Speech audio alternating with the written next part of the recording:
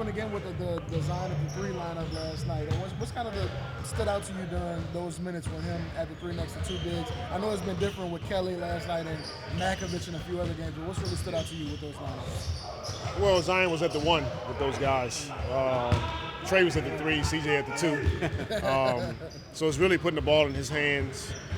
We get a chance to see, a bigger lineup on the floor. Kelly's first game with us, he hadn't played in a while, so he's knocking some rust off. But I like the fact that, we can get stops, we can rebound the ball. We just got to work on our spacing offensively. So that's something that we talked about today in practice. Do you kind of view it as like a kind of a short-term solution, or is this something y'all are kind of taking a look at, maybe this is how we can build around Zion moving forward? We're going to look at a number of different lineups. That was one of them. So we'll take a few games and see what we look like. Kelly, he presents the ability to set screens and pop as a five as well. So we want to explore him being at the five some too. We'll see on the floor and see what that looks like. Willie, you were talking about how you're trying to work through some spacing issues with these big lineups. For instance, what do you want to see happen when Yves out there, and then say you've got whoever's guarding Yves is just really selling out, focused on Zion? What would you like to see happen there? Well, I thought we saw some of it in the Dallas game, and we got to make a point of emphasis of hit Yves, and then Yves had opportunities in that wide dunker area where he's got to go finish and make a play for himself or his teammates. He missed a few. But it's just getting comfortable knowing that his man will go help at times. Let's make sure we trust it, pass it to him, and allow him to make a good play. And that's the growth for our group. And when the Spurs look a lot different, obviously without Wemby, what is kind of your thoughts about them without him now? Well, they're still a good team. They had a good win against Phoenix. They play fast, make some misses, they're getting up the floor. Obviously, adding De'Aaron Fox gives them even more speed.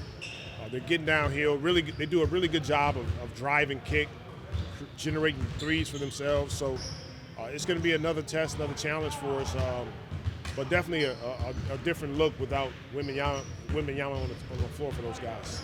For Kelly, he ended up not playing for more than 2 weeks because of the trade and all those details and then the All-Star break. Is it the kind of thing where he kind of has to take a little time to scale up his minutes, basically? Yeah, it always takes some time. I don't know if he's going to be a heavy minute, 30-minute guy, but it's just going to take some time for him to continue to get acclimated with this group.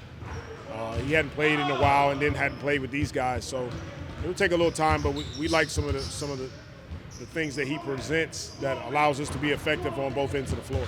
What did you kind of notice about him off the court, just as far as his leadership being such a veteran in this league? Knowledgeable. He's done it for a while. He's respected around the league. Really high IQ. So even on the floor today, he's stopping some of our offense, showing us how to slip screens, when it's a good time to set screens. He's really good.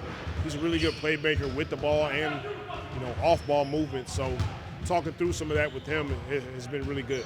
Really, in that last game, right before the All-Star break, Zion told us that he was expecting to maybe start playing maybe 30 minutes out of the All-Star break.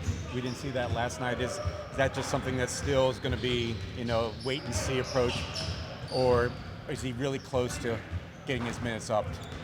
Yeah, that's definitely something that our performance team is working on. Is continue to monitor him and see him when that, they'll let me know when the right time is that, we're going to bump his minutes. But right now, he's still at around what you saw last game. As Zion mentioned last night, Trey wanting to take on that Kyrie matchup. I'm guessing the more you play the Zion at the one lineups, it's going to be.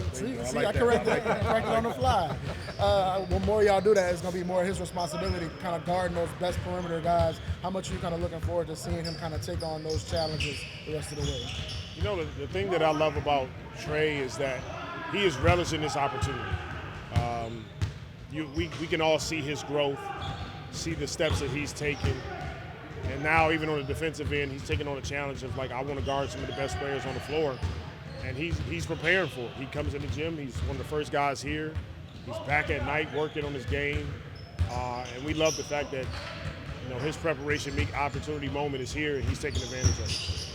And is there any worries about Bruce? It seems like he's still trying to find his role, find out where he fits on this team. It seems like he's just struggling on both ends at times. No, it's no worries. Just something we'll continue to work through and talk through. Yeah.